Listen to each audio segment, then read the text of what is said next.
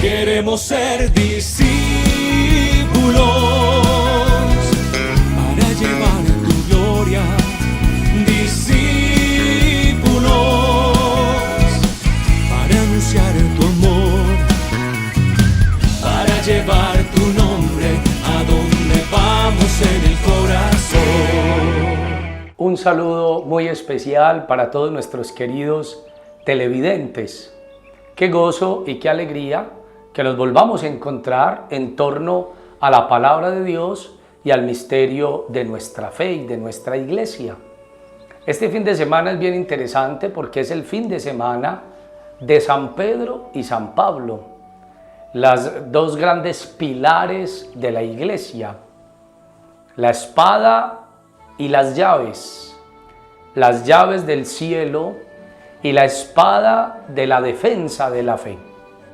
Y por eso qué bonito que nos reunamos como familia cristiana en torno a estos dos santos, a pensar y a reflexionar en torno a San Pedro y a San Pablo, a través de los cuales nuestra iglesia se fundamenta. Las columnas de la iglesia son todos los apóstoles, pero de manera especial estos dos santos, Pedro y Pablo, son aquellos sobre los cuales el evangelio se difundió por el mundo entero y por lo tanto, como pilares de la iglesia, tuvieron esa responsabilidad en el nombre del Señor de cimentar nuestra fe, las primacías de las verdades que nosotros debemos de creer con fe divina y católica. Y son aquellos que defendieron a capa y espada la fe. Uno murió degollado, le cortaron la cabeza.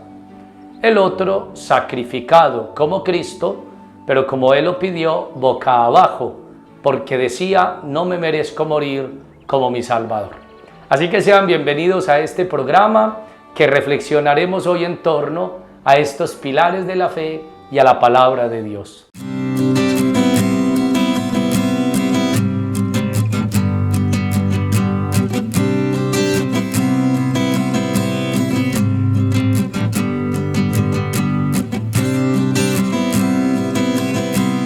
Pasemos ahora entonces, hermanos y hermanas, a escuchar la palabra que el Señor nos quiere dirigir en este día especial.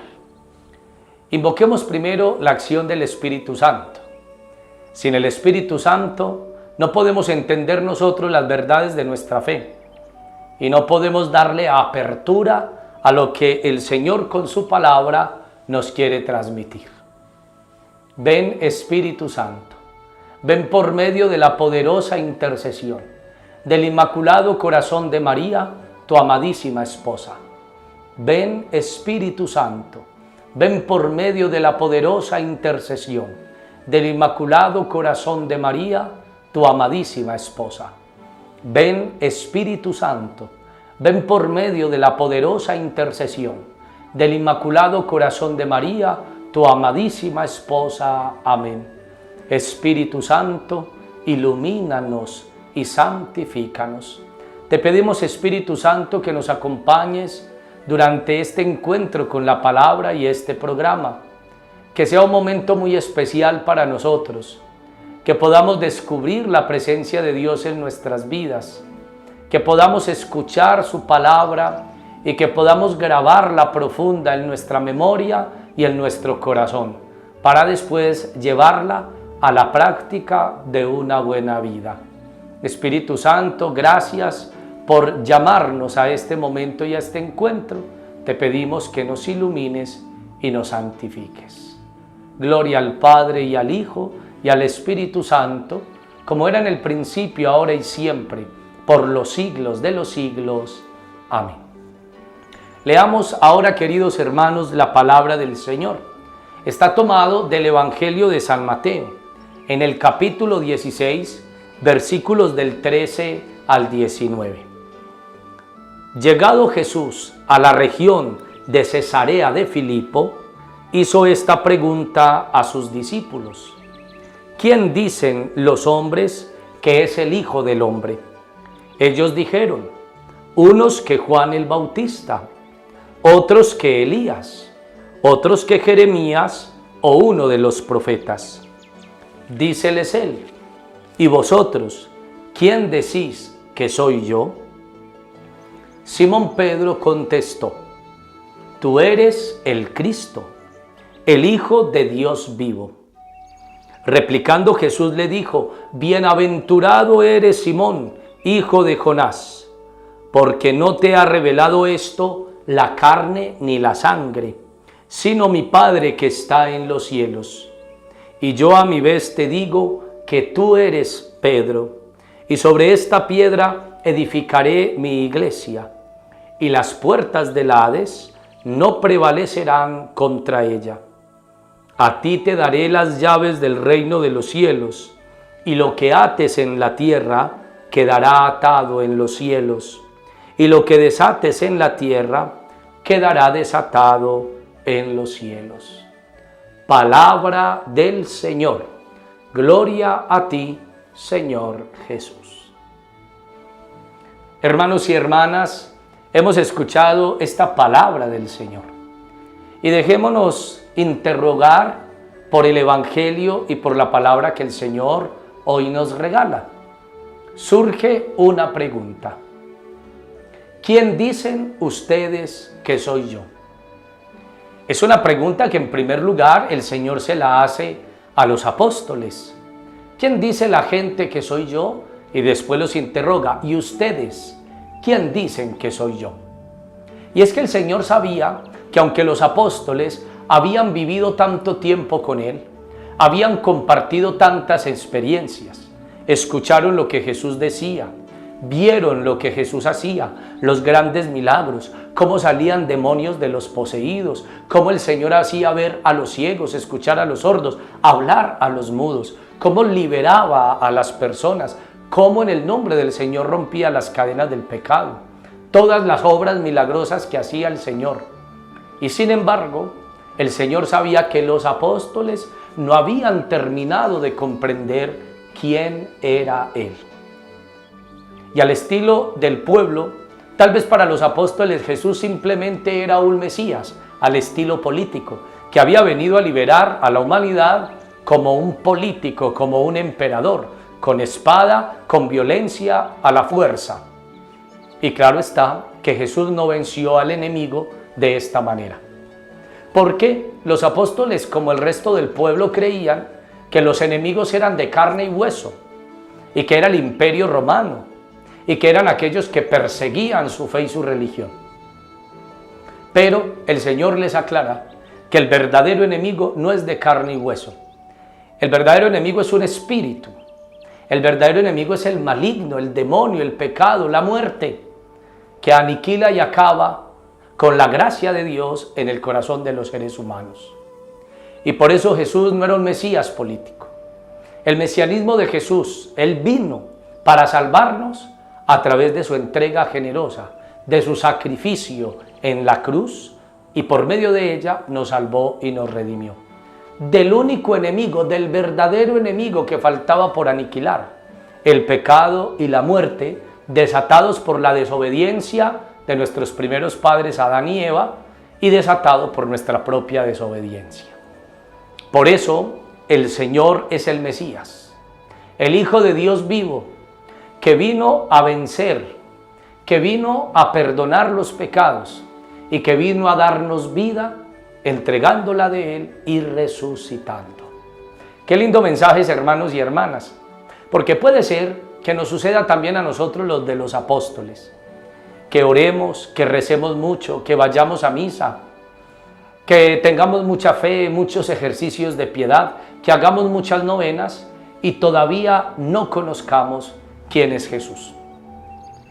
Si yo les hiciera una pregunta a cada uno de ustedes: ¿quién es Dios para ti?, ¿qué respuestas me darían?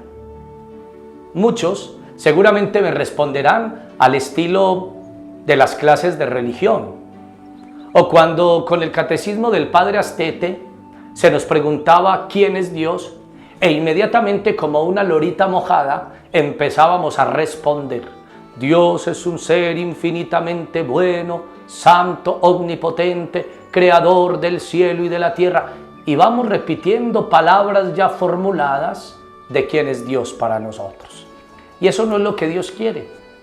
Aparte de tener un conocimiento de Dios, que eso es muy importante, conocer la Biblia, su palabra, estudiar las cosas de Dios, tener memoria y retener muchas respuestas.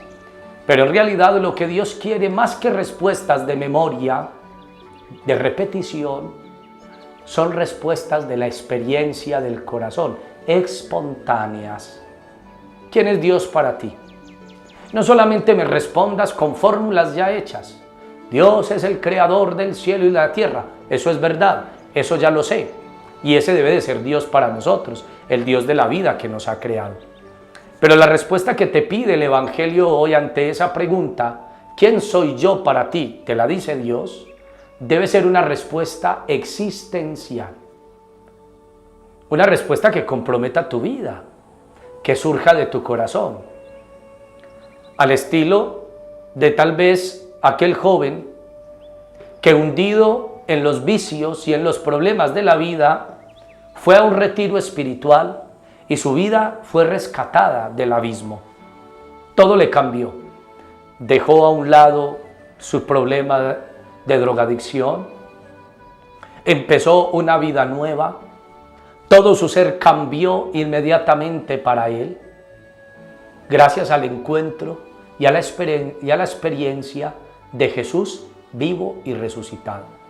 Si yo le pregunto a este joven, ¿quién es Jesús para él?, inmediatamente él me va a responder, Jesús es el que ha salvado mi vida del abismo, del pecado, de la droga, de la muerte. Jesús es el que me ha rescatado de un abismo en el que yo me estaba hundiendo. Él me ha liberado de las cadenas de la esclavitud.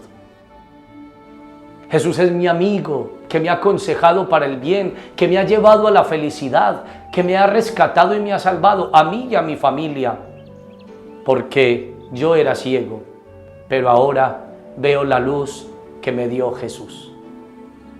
Así que, queridos hermanos, hoy el Señor te pregunta a ti y me pregunta a mí, ¿quién soy yo para ti?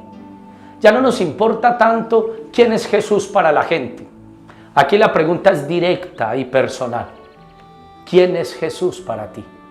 Y de acuerdo a lo que tú hayas vivido con el Señor, a la experiencia de fe, de amor que tengas con Jesús vivo, da una respuesta al Señor y dile, Señor, tú para mí eres la vida, me has rescatado, me has ayudado, me has acompañado, me has sostenido en mi tristeza, me has levantado en mi fragilidad, no me has dejado desfallecer, eres la luz en el fondo de ese túnel oscuro. Tú eres mi salvación. Que nos quedemos, hermanos y hermanas, con esa respuesta existencial y que le respondamos al Señor, tú para mí, Señor, eres la vida.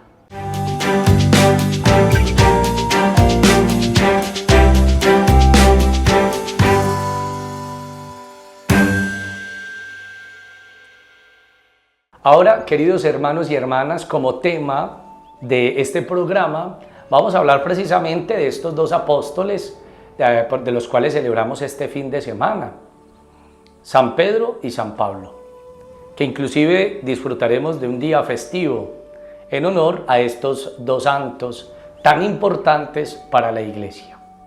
¿Quién era Pedro? Bueno, nosotros ya sabemos que Pedro era un pescador y que el Señor lo llama desde esa misión que él ejercía y lo convierte en pescador de hombres.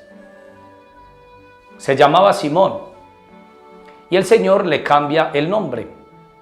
Deja de ser Simón y le pone el nombre de Pedro, que significa roca. Y por eso Pedro es la roca de la iglesia. Además, Pedro tiene una primacía sobre el resto de los apóstoles. Por eso hablamos del primado de Pedro. Él es el primer papa de la iglesia. Jesús le ha querido entregar a él las llaves del reino de los cielos. Y por eso bellamente le dice Jesús a Pedro, recibe las llaves del reino de los cielos. Lo que ates en la tierra quedará atado en el cielo. Lo que desates en la tierra quedará desatado en el cielo. Al ser el primer papa, todos los demás apóstoles le reconocieron esta primacía. Por eso es que en el concilio, el primer concilio de Jerusalén, no empezaron y no hicieron nada hasta que Pedro estuviera presente y tomara siempre la palabra. Todos contaban con Pedro, nos cuenta la palabra de Dios, sobre todo los hechos de los apóstoles. Y el Señor y el Espíritu Santo actuaban con tanto poder en Pedro, que Pedro hacía incluso las mismas obras de Jesús gracias al Espíritu Santo.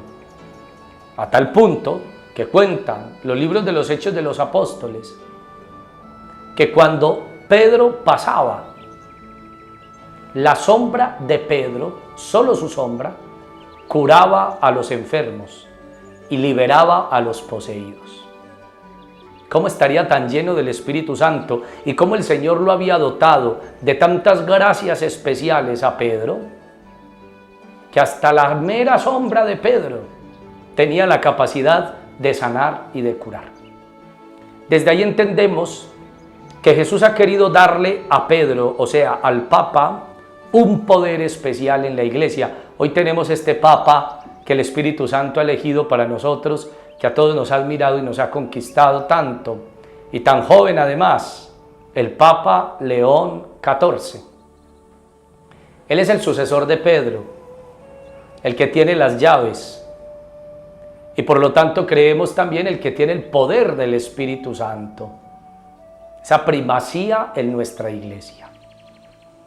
Pedro, San Pedro, se dedica a predicar el Evangelio, a hacer las obras del Señor. Miles de personas, millones de personas se convirtieron con un discurso que hizo Pedro. Y fue tan ungido del Espíritu Santo que todos los que le escucharon se bautizaron. Mujeres, hombres y niños, dicen los Hechos de los Apóstoles. Pero también además Pedro, anunciando el Evangelio, le tocó entregar la vida. Lo persiguieron a tal punto que lo tomaron preso y después le martirizaron. Entregó la vida y decidieron los verdugos que iba a morir crucificado. Pedro, no queriendo morir como el Maestro Jesús, le dice: si me van a crucificar, que sea boca abajo, porque no me merezco morir como murió mi Salvador. Y así fue. Lo crucificaron hacia abajo, con la cabeza hacia la tierra.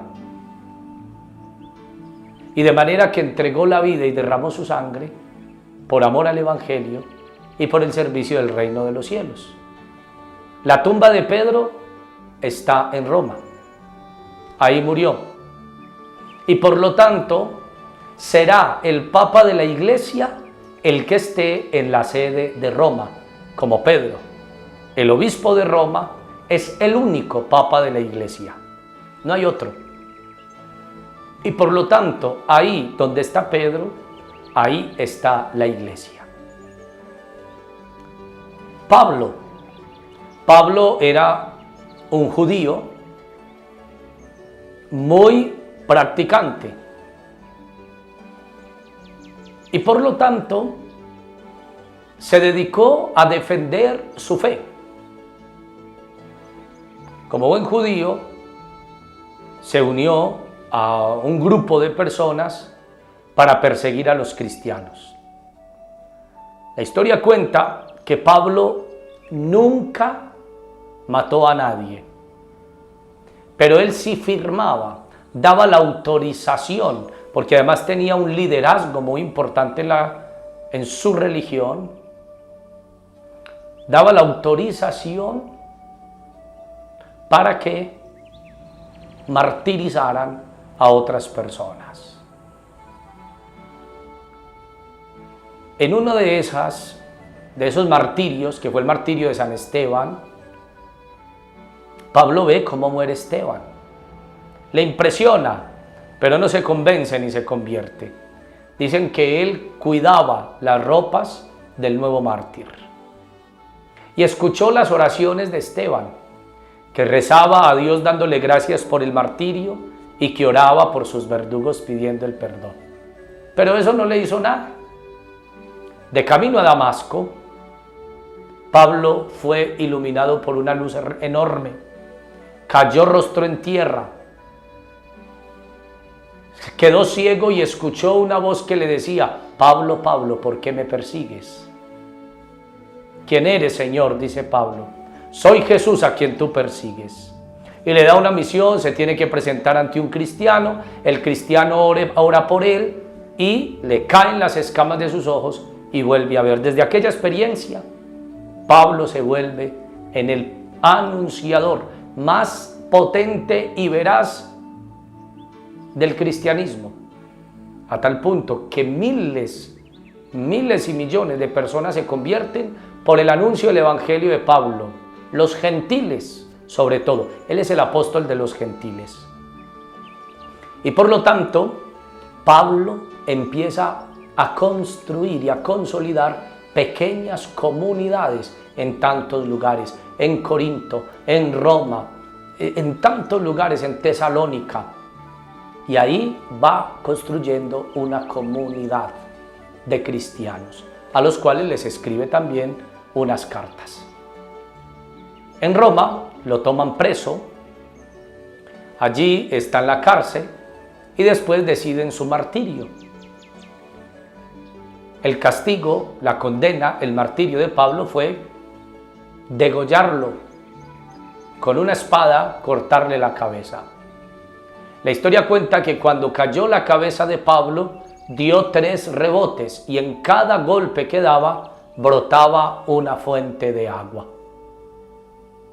Pablo tuvo una primacía también en la iglesia, el apóstol de los gentiles, el que permitió que los gentiles conocieran a Cristo y el que fue también purificando la fe y adaptándola a la verdad del evangelio.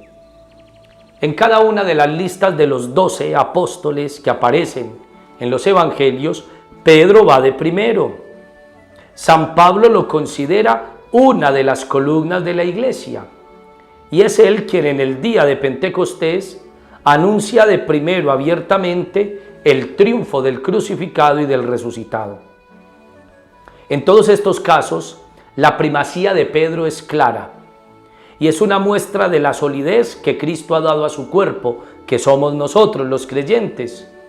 Pues él dijo que sobre la firmeza de la fe de Pedro habría de edificarse la iglesia. Pablo también se sintió llamado a ser el primero, pero de otra manera.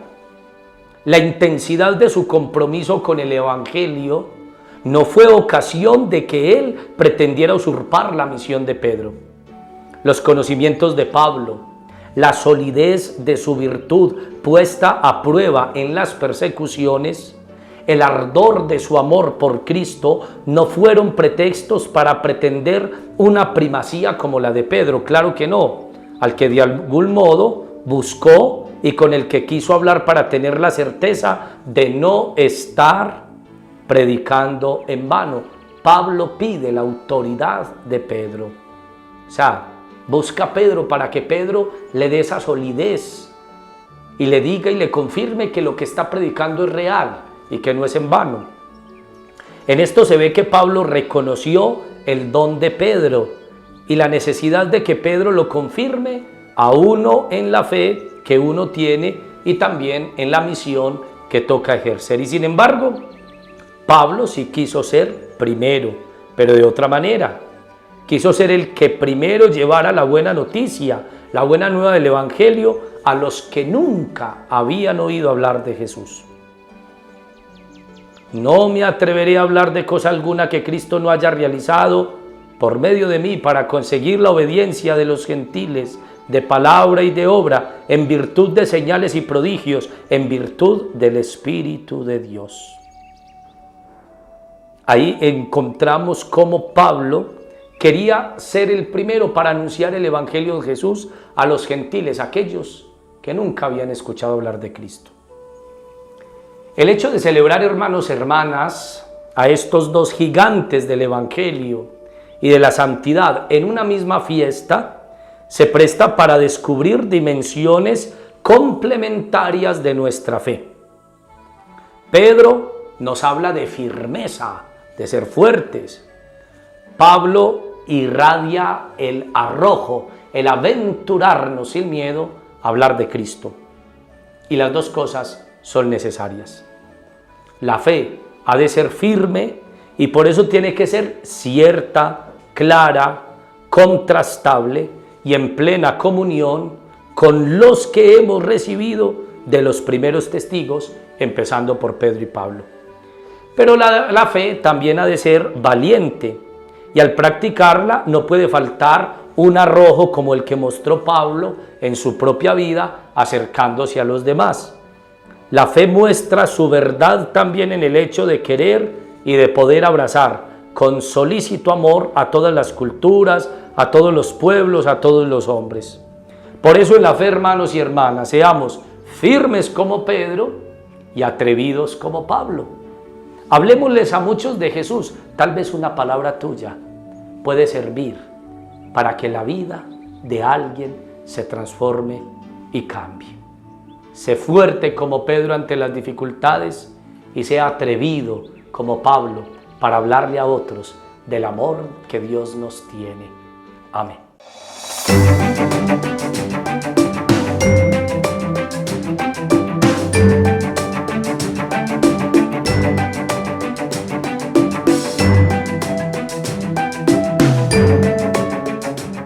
Bueno, queridos hermanos y hermanas, queremos darles unos avisitos. Les recordamos que el día 1 de julio iniciarán nuestras fiestas patronales. Las salves a la Santísima Virgen María, nuestra patrona, la Virgen del Rosario de Chiquinquirá. Por eso los invitamos a todos a que lleven su programa. Este año ha sido muy bonito, es un afichecito de la Virgen. Se trata de que cuando terminen las fiestas, toda la programación está por la parte trasera, que ustedes puedan tener el afiche de la Virgen y lo manden a enmarcar para que lo tengan en sus casas y para que la protección del manto de María esté siempre con todos los hogares de San Vicente. Les recordamos el día 1, responsable el Centro Zonal El Paraíso. El día 2, Centro Zonal El Divino Niño. El día 3, Centro Zonal Marco Tulio Torres. El día 4, Centros Zonales Campo Alegre y Corrientes. El día 5, Centros Zonales de la Magdalena y la Primavera. El día 6, Centro Zonal La Esperanza. El día 7, Grupos Apostólicos, Colonia de San Vicente y Coredi. El día 8, Centro Zonal Las Minas. Y el día 9, Zona Urbana, Instituciones y Comunidad en general. Son los días establecidos, pero este año hemos tenido ese cambio. Ustedes saben que el día 7º le correspondía a Chaparral, pero como Chaparral ya es una parroquia nueva, pues entonces ellos celebran su propia fiesta patronal. De manera que hemos querido en el día 7º que sean los grupos apostólicos de la parroquia, Coredi, que es una institución de la iglesia, y además hemos querido vincular desde este año que empezamos, tal vez no vamos a contemplar mucho la participación de las colonias, esperamos que sí, pero que sea el día institucional de las colonias, el día 7º, en honor a nuestra patrona. Por eso, si usted tiene familiares que están en otro lugar fuera de San Vicente, los invitamos a que les digan, les comenten, que vengan el lunes 7, día 7º de las salves, y participen con nosotros, en primer lugar, a las 12 del mediodía, de una peregrinación que haremos saliendo desde el crucero. Saldremos desde el crucero en peregrinación, motos, carros, bicicletas. Nos vendremos hasta el pueblo y haremos la fiesta en honor a la Virgen. A las 5 de la tarde después tendremos la procesión con los grupos apostólicos, con las colonias que vengan y con las instituciones de nuestra parroquia. Colonia de San Vicente y Coredi, haremos la procesión, después la Santa Eucaristía, donde oraremos por todas estas intenciones, y después un pequeño acto cultural para compartir entre nosotros y también hacer homenaje a nuestra Madre Santísima. Le pueden reclamar las actividades durante estas salves, el calendario, la programación en el despacho parroquial o en el templo. Tener la imagen de la Virgen y seguir día tras día lo que serán estas salves. Recuerden, una fiesta patronal en una parroquia es un tiempo de Dios, es la gracia de Dios que nos permite celebrar a nuestra patrona, la Virgen del Rosario Chiquinquirá. Pidámosle a ella que nos proteja con su manto de madre y que interceda por nosotros ante Dios, y que Dios a todos nos dé su santa bendición. En el nombre del Padre, y del Hijo, y del Espíritu Santo. Amén. Queremos ser discípulos para llevar